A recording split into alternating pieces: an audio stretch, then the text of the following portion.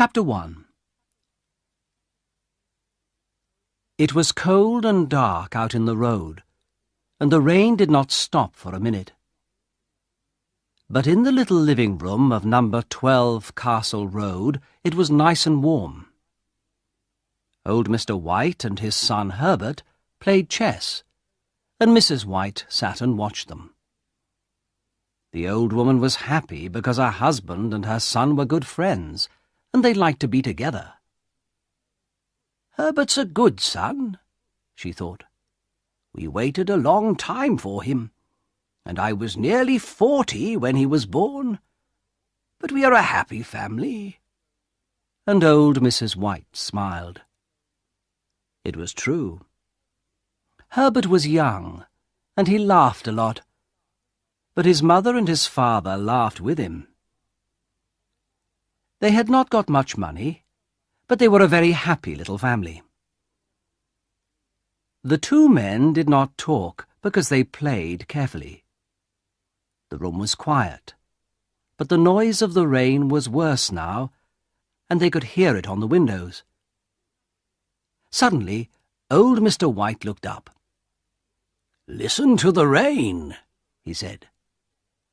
"Yes, it's a bad night," Herbert answered. "It's not a good night to be out. But is your friend Tom Morris coming tonight?" "Yes, that's right. He's coming at about 7 o'clock, the old man said. But perhaps this rain—" Mr. White did not finish, because just then the young man heard a noise. "Listen," Herbert said. "There's someone at the door now." "I didn't hear a noise," his father answered. But he got up from his chair and went to open the front door. Mrs. White got up too, and began to put things away. Mr. White said, Come in, Tom. It's wonderful to see you again. What a bad night. Give me your coat, and then come into the living room. It's nice and warm in there." The front door was open, and in the living room Mrs. White and Herbert felt the cold. Then Mr. White came back into the living room with a big, red-faced man. "This is Tom Morris," Mr. White told his wife and son. "We were friends when we were young. We worked together before Tom went to India. Tom, this is my wife, and this is our son, Herbert." "Pleased to meet you," Tom Morris said. "Pleased to meet you, Mr. Morris," Mrs. White answered. "Please come and sit down." "Yes, come on, Tom," Mr. White said. "Over here. It's nice and warm." "Thank you," the big man answered, and he sat down. "Let's have some whiskey," old Mr. White said. "You need something to warm you on a cold night." He got out a bottle of whiskey, and the two old friends began to drink and talk. The little family listened with interest to this visitor from far away, and he told them many strange stories.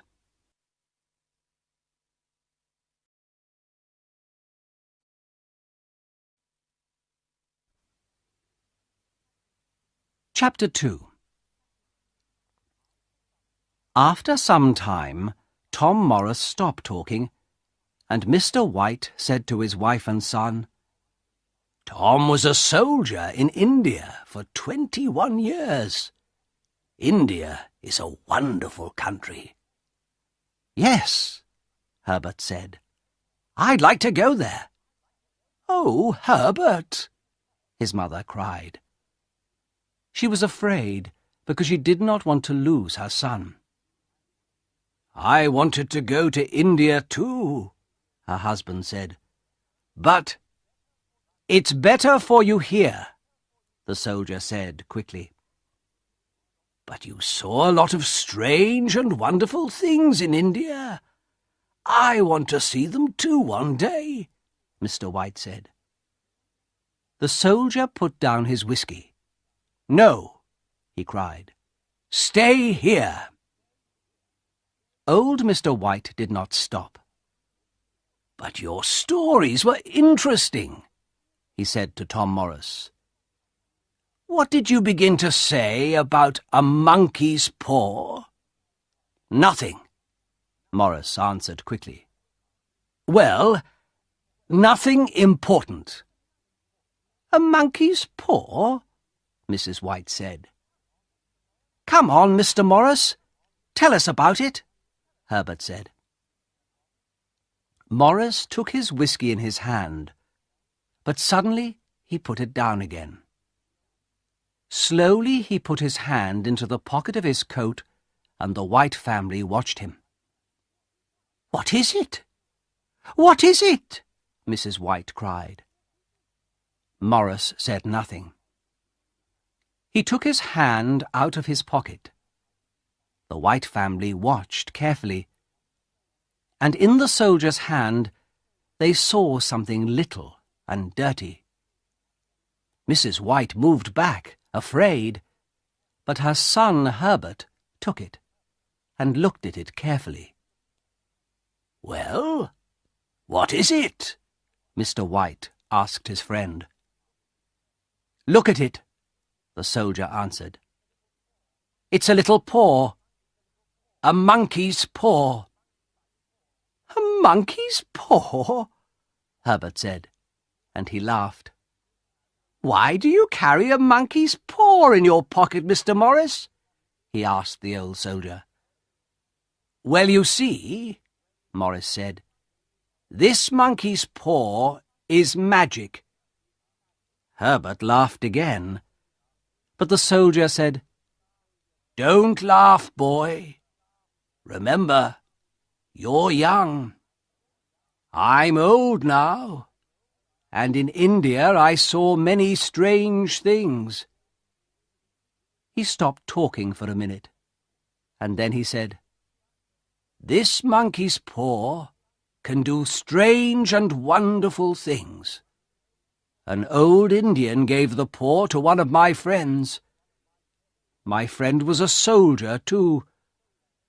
This paw is magic because it can give 3 wishes to 3 people. Wonderful, Herbert said. But these 3 wishes don't bring happiness, the soldier said. The old Indian wanted to teach us something.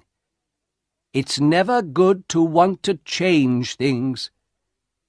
Well, did your friend have 3 wishes? Herbert asked the old soldier. Yes, Morris answered quietly. And his 3rd and last wish was to die.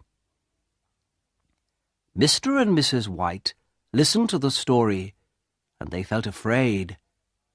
But Herbert asked, And did he die? Yes, he did, Morris said. He had no family, so his things came to me when he died. The monkey's paw was with his things, but he told me about it before he died. Tom Morris finished quietly. What were his first 2 wishes, then? Herbert asked. What did he ask for? I don't know. He didn't want to tell me, the soldier answered.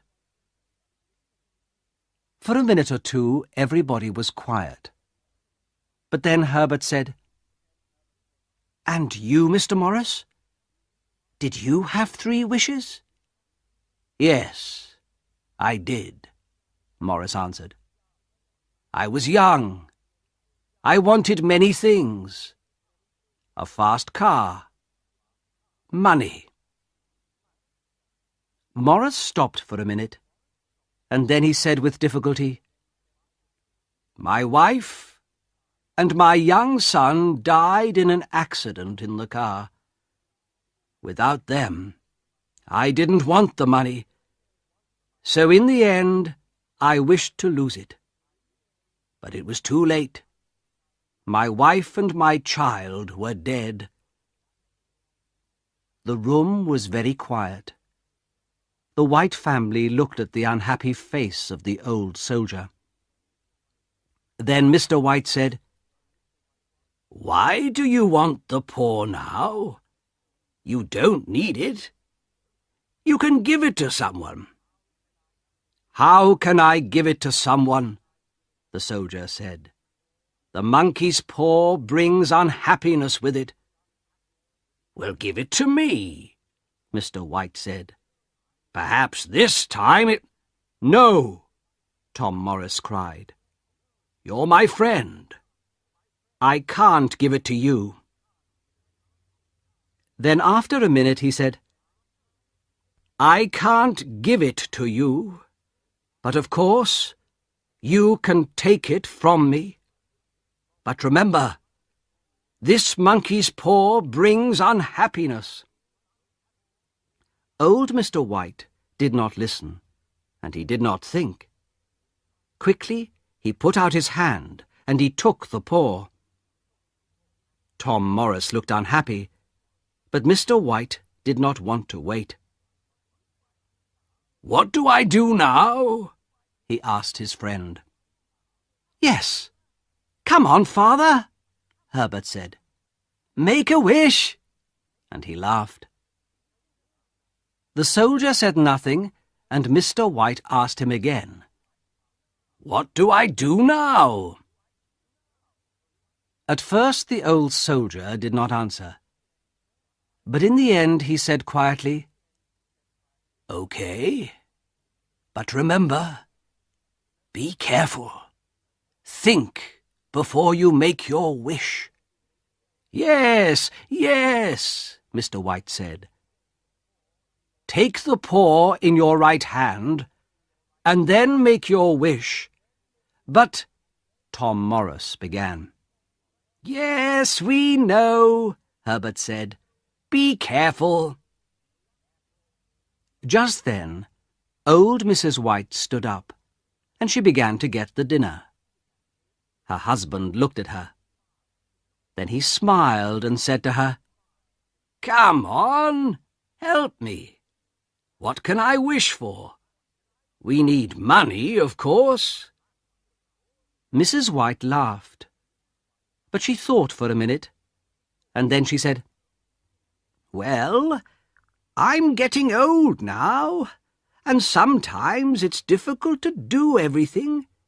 Perhaps I need 4 hands and not 2. Yes, ask the paw to give me 2 more hands." "Okay, then," her husband said, and he took the monkey's paw in his right hand. Everybody watched him, and for a minute he waited. Then he opened his mouth to make his wish. Suddenly, Tom Morris stood up. "Don't do it!" he cried. The old soldier's face was white. Herbert and his mother laughed, but Mr. White looked at Tom's face. Old Mr. White was afraid, and he put the monkey's paw into his pocket. After a minute or two they sat down at the table and began to have dinner. The soldier told the family many strange and wonderful stories about India. They forgot the monkey's paw, and because the soldier's stories were interesting, they asked him many questions about India. When Tom Morris stood up to leave, it was very late. "Thank you for a very nice evening," Morris said to the family. "And thank you for a very good dinner," he said to Mrs. White.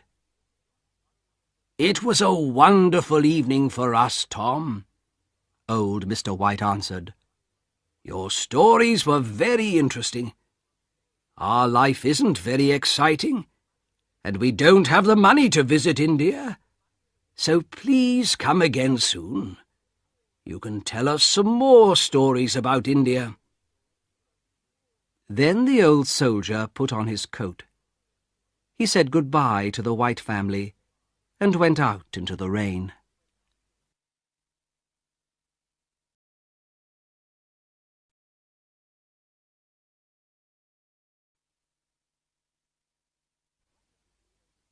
Chapter 3. It was nearly midnight. In their warm living room, the two old people and their son sat and talked about the soldiers' stories. "India is a wonderful country," Mr. White said. "What exciting stories! It was a good evening." Mrs. White stood up to take some things into the kitchen, but she stopped and listened to Herbert and his father. "Yes," Herbert said. "Morris told some interesting stories, but of course some of them weren't true." "Oh, Herbert," Mrs. White said. "Well, Mother, that story about the monkey's paw wasn't true. A dirty little monkey's paw isn't magic, but it was a good story." And Herbert smiled. "Well, I think you're right, Herbert," his mother said.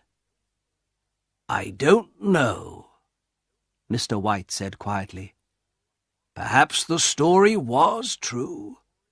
Strange things can happen sometimes." Mrs. White looked at her husband. "Did you give some money to Tom Morris for that paw?" she asked. "We don't have money to give away for nothing." Mrs. White was angry now. "Well, yes," her husband answered. "I did, but not much. And at first he didn't want to take it. He wanted the monkey's paw." "Well, he can't have it," Herbert laughed. "It's our paw now, and we're going to be rich and happy. Come on, Father, make a wish." Old Mr. White took the paw from his pocket.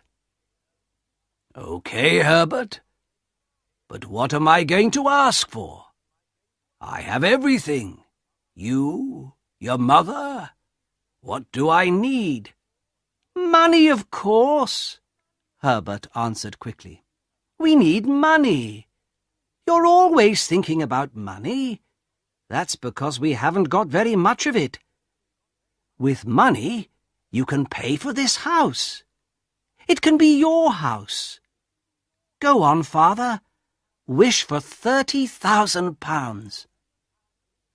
Herbert stopped talking, and his old father thought for a minute. The room was quiet, and they could hear the rain on the windows. Then Mr. White took the monkey's paw in his right hand. He was afraid, but he looked at his wife and she smiled at him. "Go on," she said. Slowly and carefully, Mr. White said, "I wish for £30,000. Suddenly, he gave a cry, and Mrs. White and Herbert ran to him. "What's the matter, Father?" Herbert asked. "It moved," Mr. White cried. "The monkey's paw! It moved!" They looked at the paw. It was now on the floor and not in the old man's hand. The family watched it, and they waited, but it did not move again. So the little family sat down again and they waited. Nothing happened. The noise of the rain on the windows was worse now, and their little living room did not feel nice and warm. Mrs. White said, "It's cold. Let's go to bed." Mr. White did not answer, and in the end Herbert said, "Well, there's no money, Father. Your friend's story wasn't true." But Mr. White did not answer. He sat quietly and said nothing. After some time, Mrs. White said to her husband, "Are you okay?" "Yes, yes," the old man answered. "But for a minute or two I was afraid." "Well, "We needed that money," Mrs. White said, "but we aren't going to get it. I'm tired. I'm going to bed." After Mrs. White went to bed, the two men sat and smoked for some time. Then Herbert said, "Well, Father, I'm going to bed too. Perhaps the money is in a bag under your bed. Good night, Father." And Herbert laughed and went out of the room. Old Mr. White sat in the cold living room for a long time. The candle died, and it was dark. Suddenly, the old man saw a face at the window. Quickly, he looked again, but there was nothing there. He felt afraid. Slowly, he stood up and left the cold, dark room.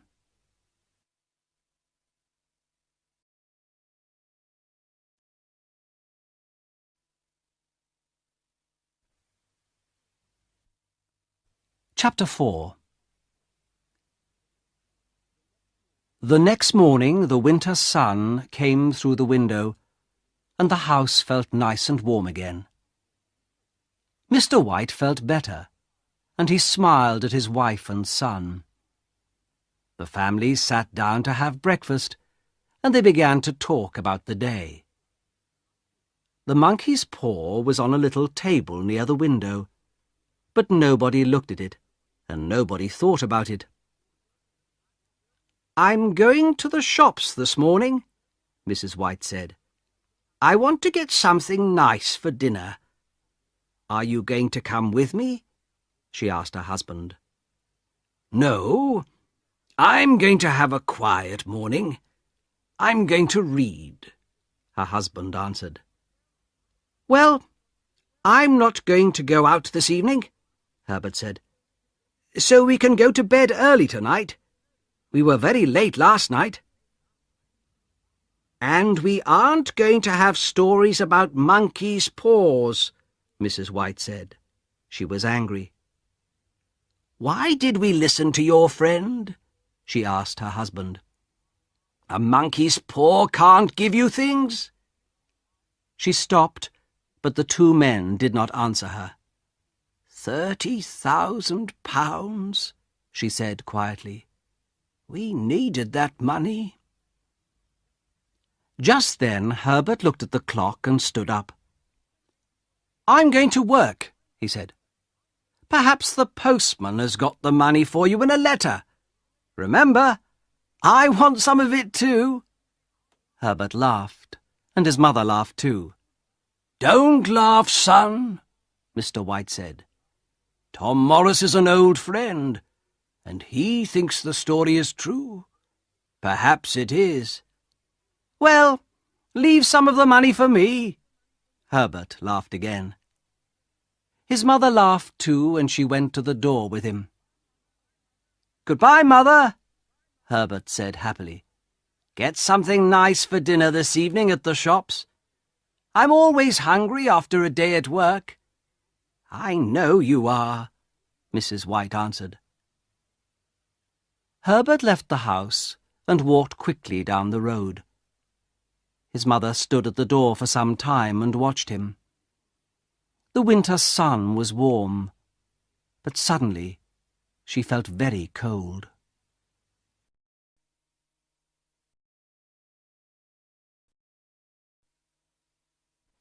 Chapter 5. Slowly, old Mrs. White went back into the house. Her husband looked up and saw something strange in her face. "What's the matter?" he asked. "Nothing," his wife answered, and she sat down to finish her breakfast. She began to think about Tom Morris again, and suddenly she said to her husband, "Your friend drank a lot of whiskey last night. A monkey's paw. What a story!" Mr. White did not answer her, because just then the postman arrived. He brought 2 letters for them, but there was no money in them. After breakfast, the two old people forgot about the money and the monkey's paw. Later in the day, at about 1 o'clock, Mr. and Mrs. White sat down to eat, and then they began to talk about money again. They did not have very much money, so they often needed to talk about it. "That's £30,000, Mrs. White said. "We need it." "But it didn't come this morning," her husband answered. "Let's forget it." Then he said, "But that thing moved. The monkey's paw moved in my hand. Tom's story was true. You drank a lot of whiskey last night. Perhaps the paw didn't move," Mrs. White answered. "It moved!" Mr. White cried angrily. At first his wife did not answer, but then she said, "Well, Herbert laughed about it." Suddenly she stopped talking. She stood up and went over to the window. "What's the matter?" her husband asked. "There's a man in front of our house," Mrs. White answered. "He's a stranger, very tall and well-dressed. He's looking at our house. Oh, no, it's okay. He's going away." "Come and sit down. Finish eating," Mr. White said. The old woman did not listen to her husband. "He isn't going away," she went on. "He's coming back. I don't know him. He's a stranger. Yes, he's very well dressed." Suddenly Mrs. White stopped. She was very excited.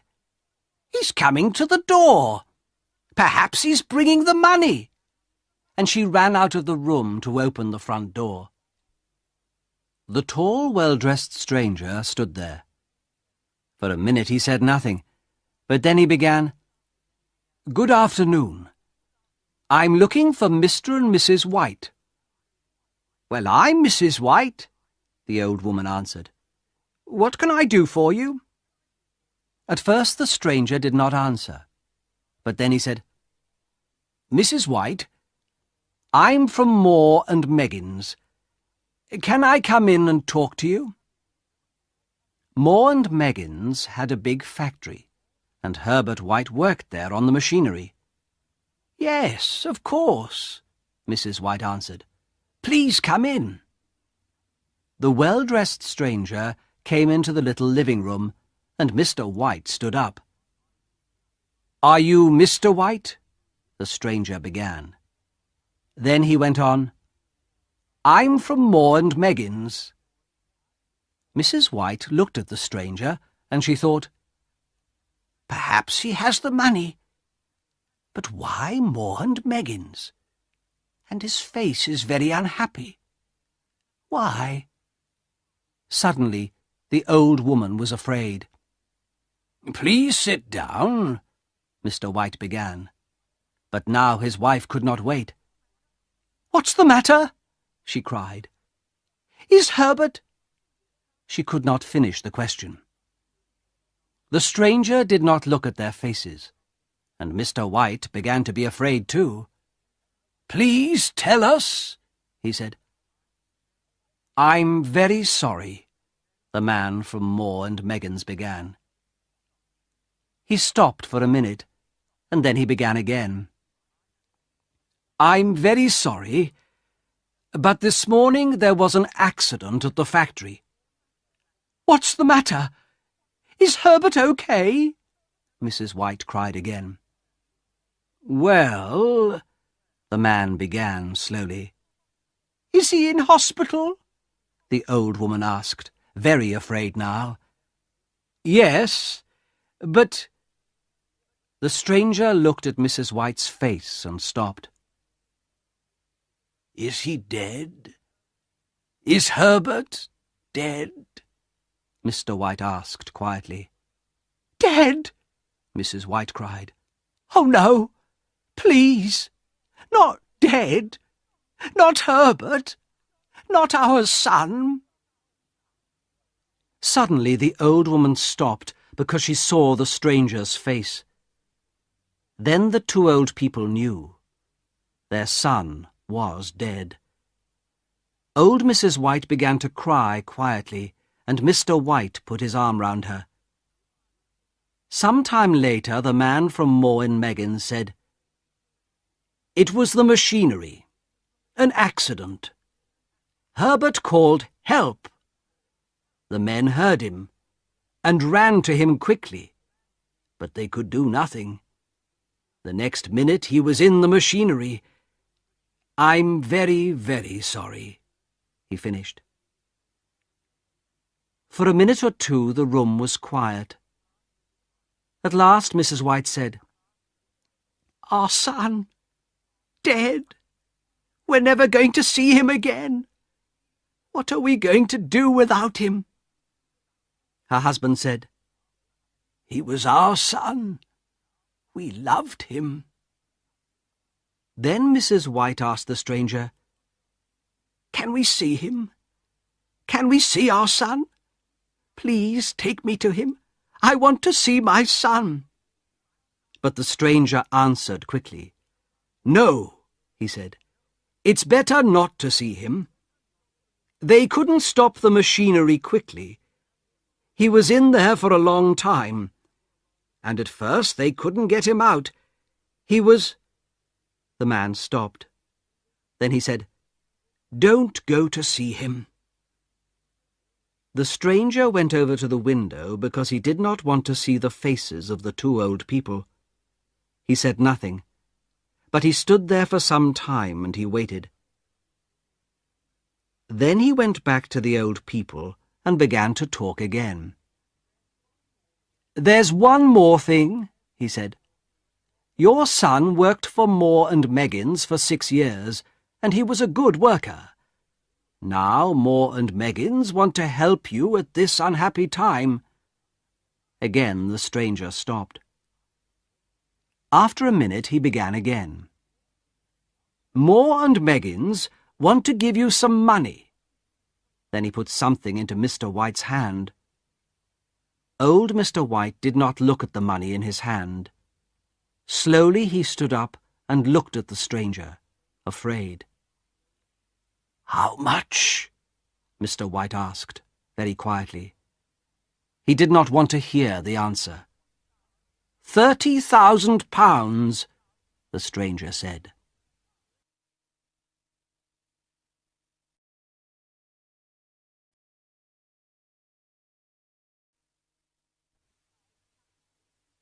Chapter 6. 3 days later, in the big new cemetery 2 miles from their house, the two old people said goodbye to their dead son. Then they went back to their dark old house. They did not want to live without Herbert, but they waited for something good to happen, something to help them. The days went by very slowly.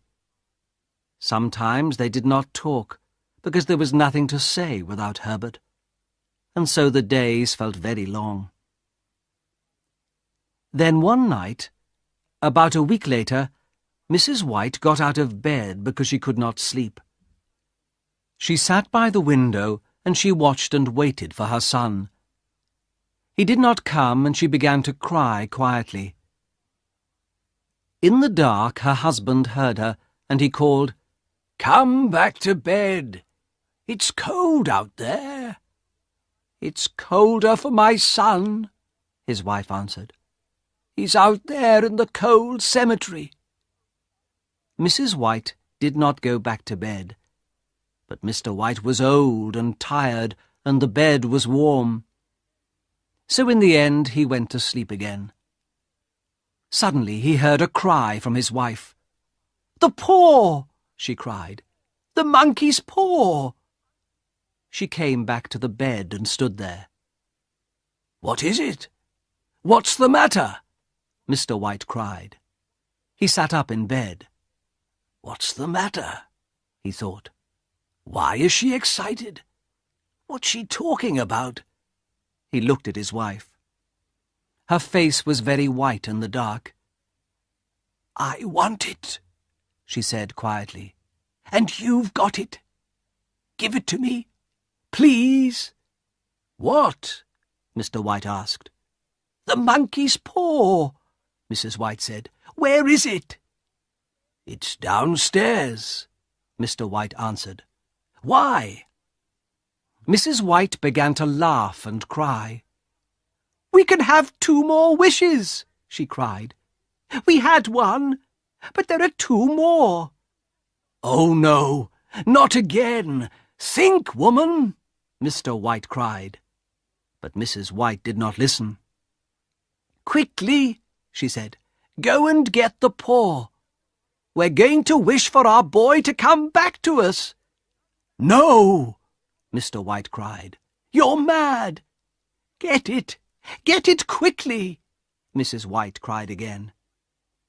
Mr. White said again, "Think, woman, think. Our boy was in the machinery for a long time. They didn't want to show him to us. Think. Do you want to see his body?" "Yes, he's my son. I'm not afraid of him," she answered. "You don't understand," Mr. White said sadly, but he went downstairs to look for the monkey's paw. In the living room it was dark, and Mr. White did not have a candle. Slowly he went across the room, and he put out his hand for the monkey's paw. He touched it, and quickly took his hand away again. "No," he thought, "I can't. I don't want to see Herbert. His face, after he was in the machinery, no." Then he thought about his wife, and he put out his hand and took the paw. In the bedroom his wife waited. She saw the paw in Mr. White's hand and cried, "Quick, make the wish." "I can't," Mr. White answered.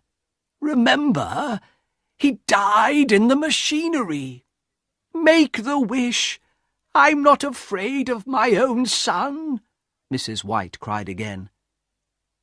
Mr. White looked sadly at his wife, but he took the paw in his right hand and said slowly, "I wish for my son, Herbert, to come back to us." Then he sat down in the nearest chair. But Mrs. White went over to the window and looked out into the road. She stayed there for a long time, and she did not move. Nothing happened. The monkey's paw could not do it. "Thank God," Mr. White said, and he went back to bed. Soon Mrs. White went to bed too.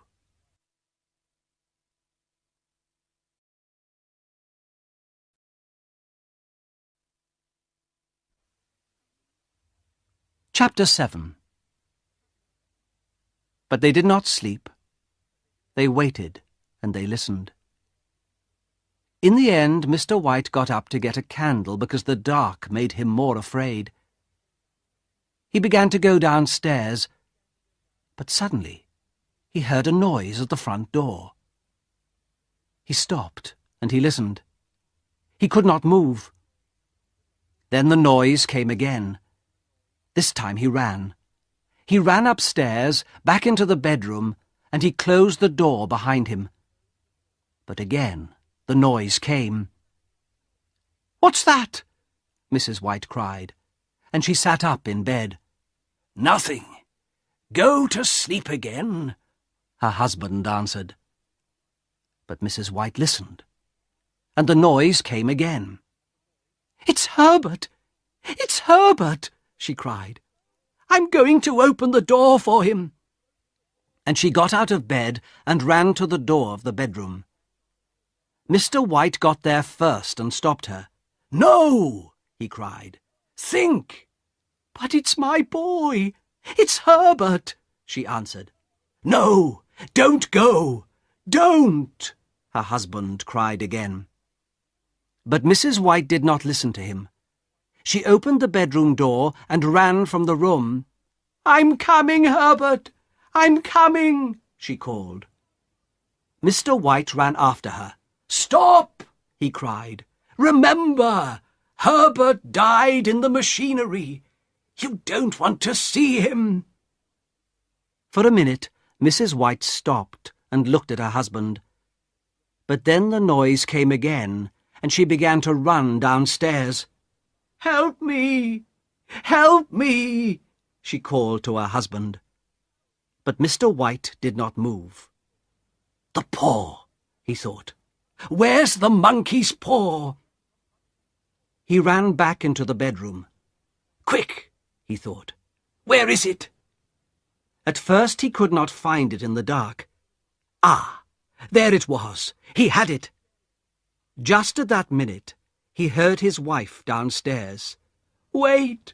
Wait, Herbert! I'm coming!" she cried. She began to open the front door. At the same time, Mr. White took the monkey's paw in his right hand, and he made his third wish. Mrs. White gave a long, unhappy cry, and her husband ran down to her.